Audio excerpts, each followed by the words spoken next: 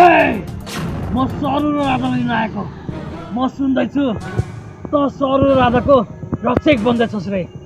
एउटा मच्छर मार्न नसक्ने भुसुना कसरी रक्षक बन्न सक्छस् हो म रक्षक हो म सरु राजाको मात्र रक्षक होइन म फर्सीको पनि रक्षक हो म कुकुरको पनि रक्षक हो म यसको गर्लफ्रेन्ड पनि रक्षक हो त सरु र राजा र हाम्रो बिचमा बाधा गर्ने त को होस् भन्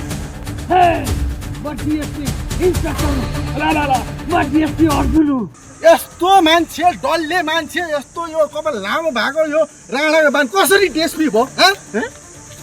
कसरी भयो डेस्पी यो होइन है सरासत यो झुटो मान्छे हो यो त डेस्पी होइन इन्डियाबाट भागेको कैदी हो साला यो त पारी ढेडे माइलाको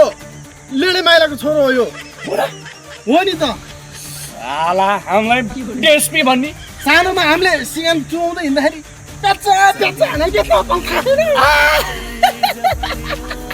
के हो यो हो अनि तँलाई त कहिले भइस त कहिले भइस डेस्पी भन् डेस्पी भन कहिले भइस